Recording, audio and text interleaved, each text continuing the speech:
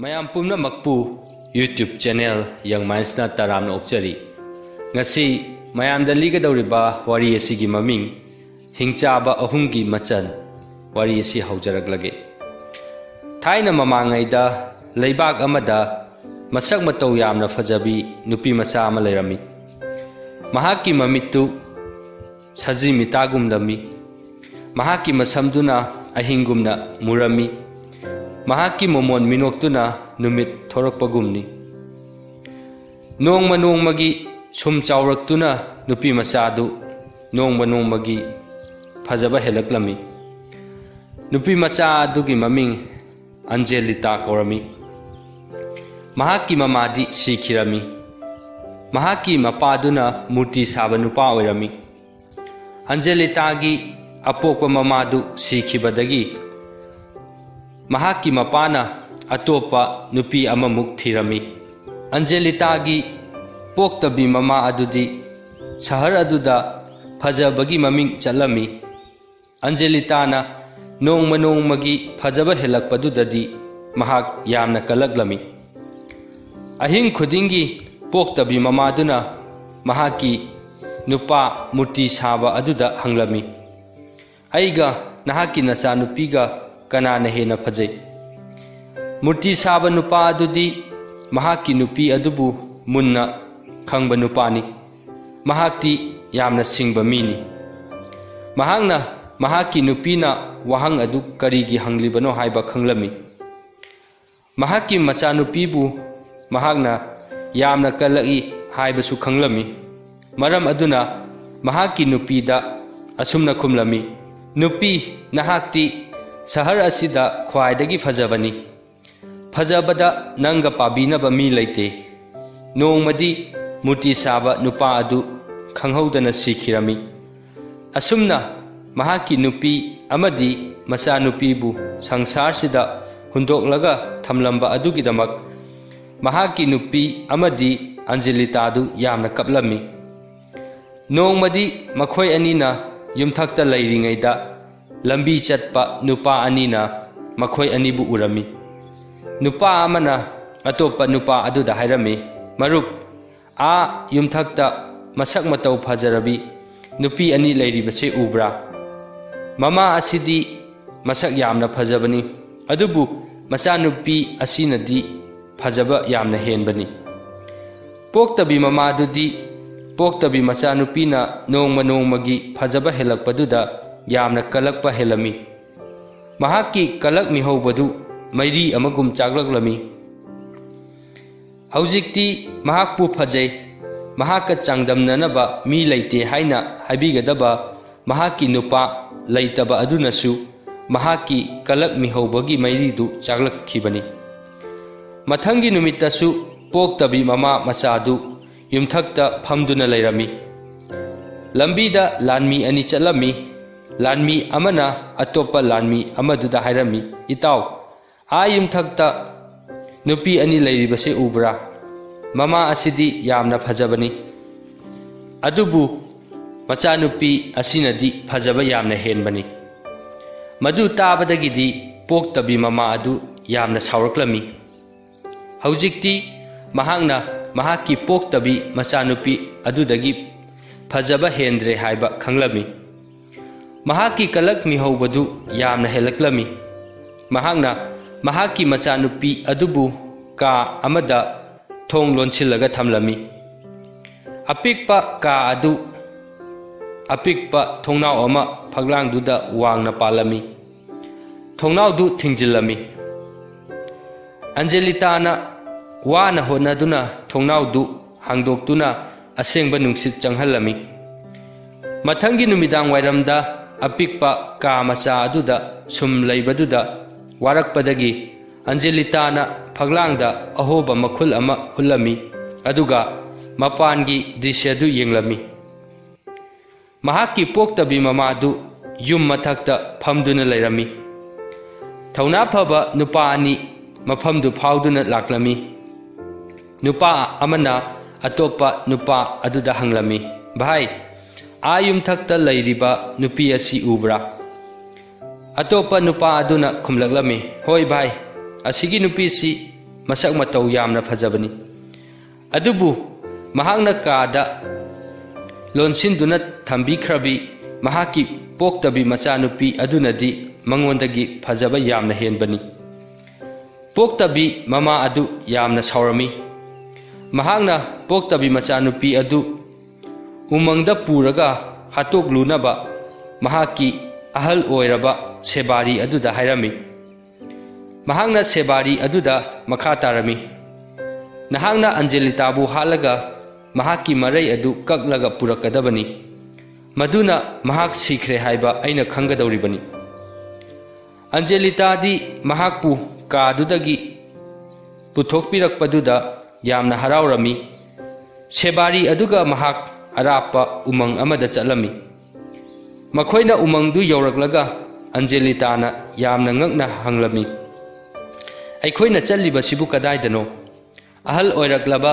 sebari aduna khumlami Anjelita aikhoi hakchang phanaba chalibani makhoina sum lakpana umang adugi asukpa mayai nungsa mangal phangdaba maphamdu yauraklami Anjelita kiraklami mahakna haiраklami nahakna aibu kadaida puribano haibadu haidrabadi ai makha tana chatpa ngamlaroi sebari aduna mapi ira chelaga Anjelitada mahaki mama poktabina pirakpa yathang adu hairami ahal aduna higna kaplaga hairaklami aidi nungsirabi ichanupi nangbu hatpadi lairadana nahaki nakoktagi samna ama phauba thatpa ngamloi Anjelitana wakhal ngahak khallaga hairaklami ima poktabigi manakta hankhro nangna hanbada lambida hui mayam thengnagani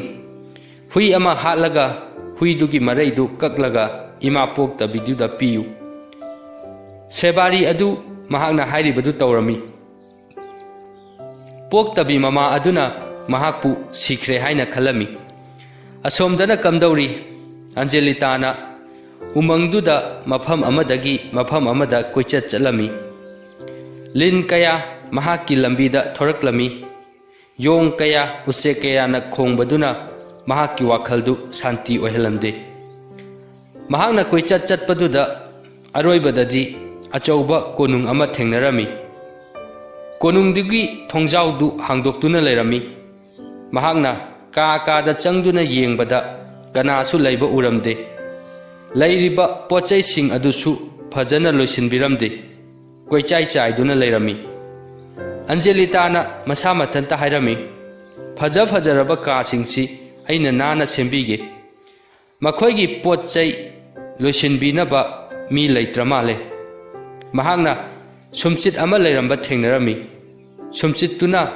ka singdu sitoklami aduga chairamba pochai sing adusu fajana mafam chana thamlami wai chitpa hek loibaga mahakna achauba makhol ama taraklami mahakna thongda yengthoklubada achauba hingchaba ahum konungduda changlaklami Anjelitadi kibana thak niglami mahakna hingchaba aduk yamna chauramgani thajaramde mahak kimandana chauki amagi makhada lolami hingchaba ahumduna konungduda changlakpada hana chairaga leihauba pochai singdu mafam chana leiramba aduda makhoi yamna ngaglami khwaidagi chauba hingchaba aduna hairaklami mafam asidi hanaga manaramdrena mayai oirap chauba hingchaba aduna amuk hairaklami aikhoi mafam asida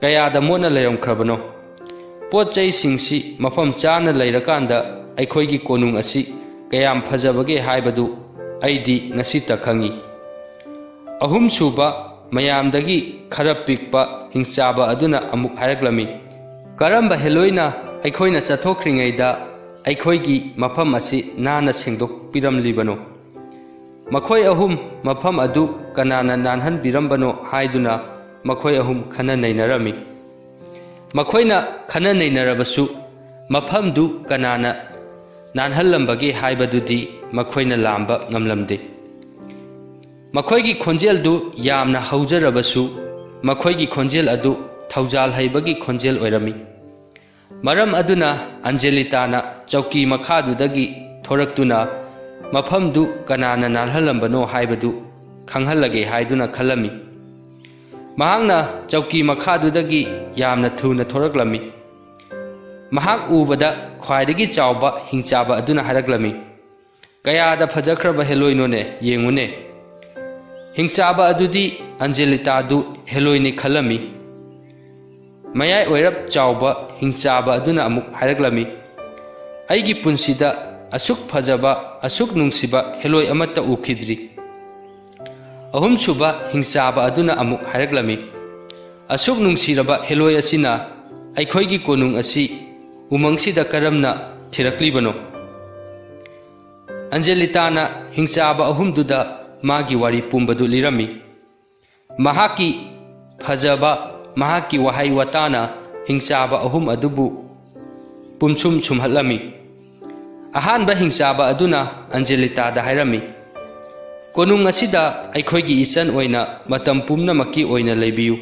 ꯍꯤꯡꯆꯥꯕ ꯑꯅꯤꯗꯨꯅꯁꯨ ꯆꯞ ꯃꯥꯟꯅꯅ ꯑꯟꯖꯦꯂꯤꯇꯥꯗ ꯍꯥꯏꯔꯝꯃꯤ꯫ ꯃꯈꯣꯏ ꯑꯍꯨꯝꯅ ꯄꯨꯂꯞ ꯍꯥꯏꯔꯛꯄꯗꯨꯗꯗꯤ ꯃꯐꯝꯗꯨ ꯅꯣꯡ ꯈꯥꯛꯄꯒꯨꯝ ꯅꯤꯜꯂꯝꯃꯤ꯫ ꯑꯁꯨꯝꯅ ꯑꯟꯖꯦꯂꯤꯇꯥ ꯍꯤꯡꯆꯥꯕꯁꯤꯡ ꯑꯗꯨꯒ ꯎꯃꯪꯒꯤ ꯀꯣꯅꯨꯡ ꯑꯗꯨꯗ ꯂꯩꯔꯝꯃꯤ꯫ ꯅꯨꯃꯤꯠ ꯈꯨꯗꯤꯡꯒꯤ ꯍꯤꯡꯆꯥꯕ ꯑꯍꯨꯝ ꯑꯗꯨꯅ ꯆꯠꯊꯣꯛꯈ꯭ꯔꯤꯉꯩꯗ ꯑꯟꯖꯦꯂꯤꯇꯥꯅ ꯃꯈꯣꯏꯒꯤ ꯀꯣꯅꯨꯡ ꯑꯗꯨ ꯂꯨꯅ ꯅꯥꯟꯅ ꯊꯝꯂꯝꯃꯤ꯫ ꯃꯈꯣꯏꯅ ꯃꯍꯥꯛꯄꯨ ꯑꯄꯤꯛꯄꯤ ꯏꯆꯟ ꯍꯥꯏꯅ ꯀꯧꯔꯝꯃꯤ꯫ ꯃꯈꯣꯏꯅ ꯃꯍꯥꯛꯄꯨ ꯌꯥꯝꯅ ꯅꯨꯡꯁꯤꯅ ꯂꯨꯅ ꯇꯧꯔꯝꯃꯤ꯫ ꯃꯇꯝ ꯈꯔ ꯂꯩꯔꯒ ꯎꯆꯦꯛ ꯑꯃꯅ ꯑꯟꯖꯦꯂꯤꯇꯥꯒꯤ ꯄꯣꯛꯇꯕꯤ ꯃꯃꯥꯗ ꯑꯟꯖꯦꯂꯤꯇꯥꯗꯨ ꯎꯃꯪ ꯑꯃꯗ ꯍꯤꯡꯆꯥꯕ ꯑꯍꯨꯝꯒ ꯂꯩꯃꯤꯟꯅꯔꯤ ꯍꯥꯏꯅ ꯄꯥꯎ ꯇꯝꯂꯝꯃꯤ꯫ ꯃꯃꯥꯗꯨ ꯃꯗꯨ ꯇꯥꯕꯗ ꯌꯥꯝꯅ ꯁꯥꯎꯔꯝꯃꯤ꯫ ꯃꯍꯥꯛ ꯑꯟꯖꯦꯂꯤꯇꯥ ꯍꯤꯡꯂꯤꯕ ꯃꯈꯩꯗꯤ ꯃꯍꯥꯛ ꯁꯪꯁꯥꯔꯁꯤꯗ ꯅꯨꯡꯉꯥꯏꯐꯝ ꯈꯪꯂꯣꯏ ꯈꯜꯂꯝꯃꯤ꯫ ꯃꯍꯥꯛꯅ ꯑꯟꯖꯦꯂꯤꯇꯥꯕꯨ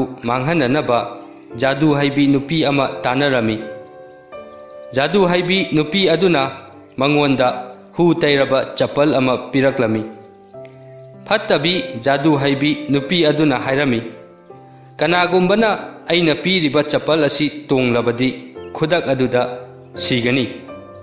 ꯃꯍꯥꯛꯅ ꯐꯠꯇꯕꯤ ꯃꯃꯥ ꯄꯣꯛꯇꯕꯤ ꯑꯗꯨꯗ ꯑꯟꯖꯦꯂꯤꯇꯥꯅ ꯂꯩꯔꯤꯕ ꯍꯤꯡꯆꯥꯕꯒꯤ ꯀꯣꯅꯨꯡꯗꯨ ꯀꯔꯝꯅ ꯌꯧꯒꯅꯤ ꯍꯥꯏꯕꯗꯨꯁꯨ ꯇꯥꯛꯂꯝꯃꯤ꯫ ꯑꯟꯖꯦꯂꯤꯇꯥꯒꯤ ꯄꯣꯛꯇꯕꯤ ꯃꯃꯥ ꯑꯗꯨꯅ ꯖꯥꯗꯨ ꯍꯩꯕꯤ ꯅꯨꯄꯤ ꯑꯗꯨꯅ ꯇꯥꯛꯂꯛꯄ ꯃꯥꯏꯀꯩꯗ ꯂꯥꯛꯇꯨꯅ ꯑꯟꯖꯦꯂꯤꯇꯥꯅ ꯂꯩꯔꯤꯕ ꯍꯤꯡꯆꯥꯕꯒꯤ ꯀꯣꯅꯨꯡ ꯑꯗꯨꯗ ꯌꯧꯔꯛꯂꯝꯃꯤ꯫ ꯑꯟꯖꯦꯂꯤꯇꯥꯗꯤ ꯃꯐꯝ ꯑꯗꯨꯗ ꯌꯥꯝꯅ ꯅꯨꯡꯉꯥꯏꯅ ꯂꯩꯔꯝꯃꯤ꯫ ꯃꯍꯥꯛꯇꯤ ꯑꯀꯤꯕ ꯍꯥꯏꯕꯗꯨ ꯃꯁꯥꯗꯒꯤ ꯃꯥꯡꯈ꯭ꯔꯕꯅꯤ꯫ ꯃꯍꯥꯛꯇꯤ ꯍꯤꯡꯆꯥꯕꯁꯤꯡ ꯑꯗꯨ ꯅꯣꯡꯃ ꯆꯠꯊꯣꯛꯈ꯭ꯔꯤꯉꯩꯗ ꯃꯄꯥꯟꯗ ꯈꯨꯕꯥꯛ ꯈꯨꯕꯒꯤ ꯃꯈꯣꯜ ꯑꯗꯨꯗ ꯀꯤꯕ ꯐꯥꯎꯗ꯭ꯔꯕꯅꯤ꯫ ꯃꯍꯥꯛꯅ ꯊꯣꯡ ꯃꯄꯥꯟꯗ ꯈꯨꯕꯥꯛ ꯈꯨꯕꯗꯨ ꯊꯣꯡ ꯍꯥꯡꯗꯣꯛꯇꯨꯅ ꯌꯦꯡꯂꯨꯕꯗ ꯃꯃꯥ ꯄꯣꯛꯇꯕꯤ ꯂꯩꯔꯝꯕꯗꯨꯗ ꯌꯥꯝꯅ ꯉꯛꯂꯝꯃꯤ꯫ ꯃꯍꯥꯛꯅ ꯃꯃꯥꯕꯨ ꯌꯨꯝ ꯃꯅꯨꯡꯗꯨꯗ ꯀꯧꯁꯤꯜꯂꯝꯃꯤ꯫ ꯄꯣꯛꯇꯕꯤ ꯃꯃꯥꯅ ꯃꯥꯕꯨ ꯀꯣꯟꯕꯤꯔꯝꯃꯤ ꯑꯗꯨꯒ ꯃꯍꯥꯛꯀꯤ ꯈꯖꯥꯏ ꯑꯅꯤꯗꯨꯁꯨ ꯆꯨꯞꯄꯤꯔꯝꯃꯤ꯫ ꯃꯍꯥꯛꯅ ꯑꯟꯖꯦꯂꯤꯇꯥꯗ ꯍꯥꯏꯔꯛꯂꯝꯃꯤ, "ꯑꯩꯒꯤ ꯅꯨꯡꯁꯤꯔꯕꯤ ꯏꯆꯥꯅꯨꯄꯤ, ꯏꯃꯥꯅ ꯏꯆꯥꯕꯨ ꯎꯗꯕ ꯃꯇꯝ ꯀꯨꯏꯔꯦꯗꯣ꯫ ꯏꯃꯥꯅ ꯏꯆꯥꯕు ꯀꯥꯎꯗꯦ ꯇꯥꯛꯅꯕ ꯏꯃꯥꯅ ꯏꯆꯥꯒꯤ ꯑꯆꯝꯕ ꯈꯨꯗꯣꯜ ꯑꯃ ꯄꯨꯔꯛꯏ꯫ ꯈꯨꯗꯣꯜ ꯑꯁꯤ ꯃꯃꯜ ꯌꯥꯝꯕꯗꯤ ꯅꯠꯇꯦ, ꯑꯗꯨꯕꯨ ꯑꯩꯅ ꯄꯤꯕ ꯉꯝꯕ ꯈ꯭ꯋꯥꯏꯗꯒꯤ ꯇꯥꯡꯕ ꯄꯣꯠꯅꯤ."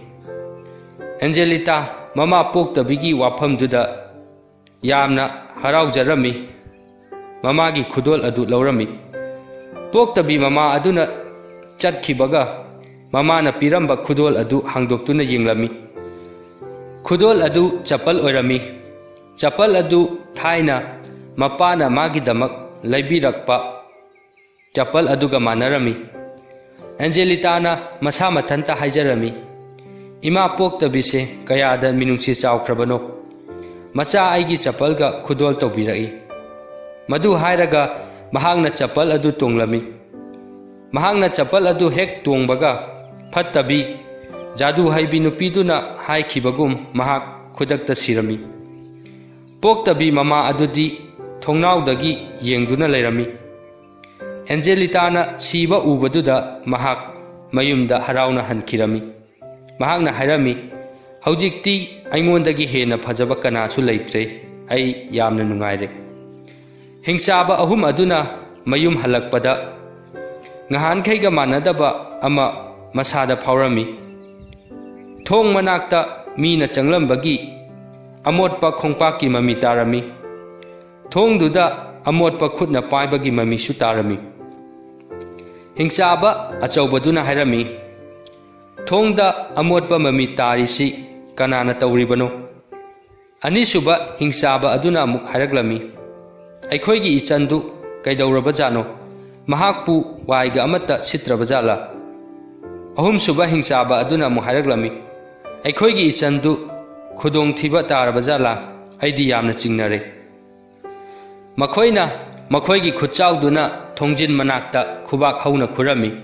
Adubu makhoigi momon nokpi machandu thong hangdokpa thoraklamde. Makhoina konungduda changbadadi makhoigi machal adu yum mayaida siduna taduna leiramba thengnarami.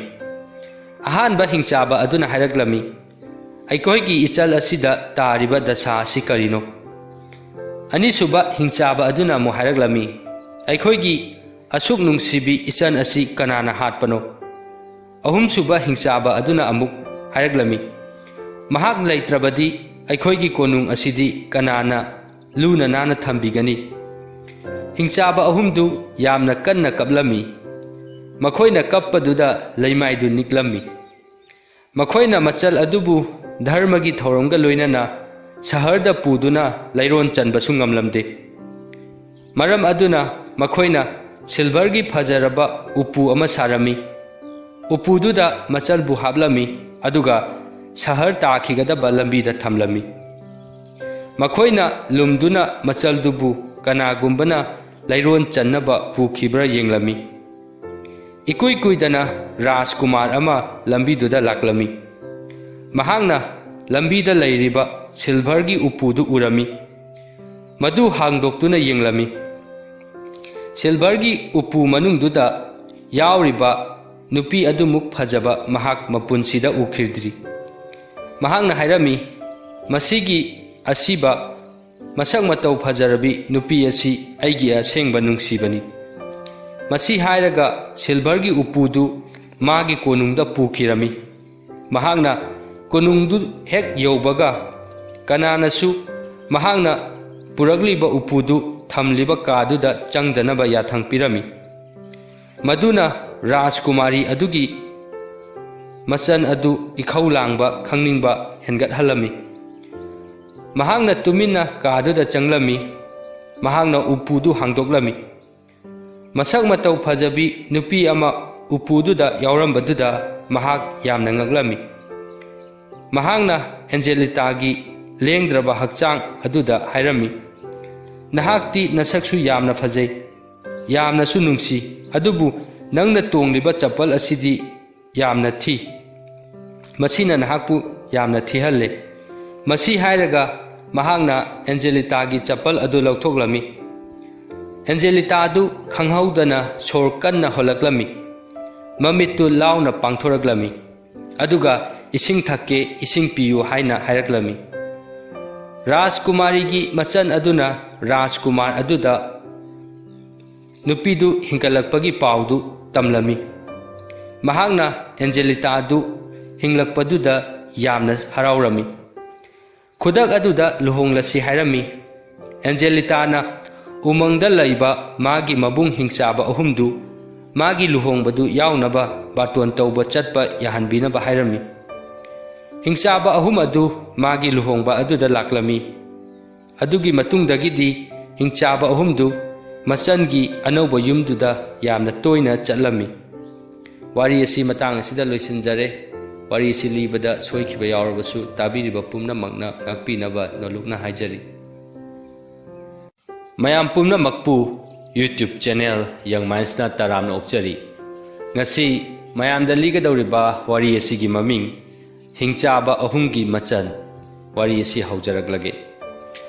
Thaina mamangaida leibak amada masak matau yamna fajabi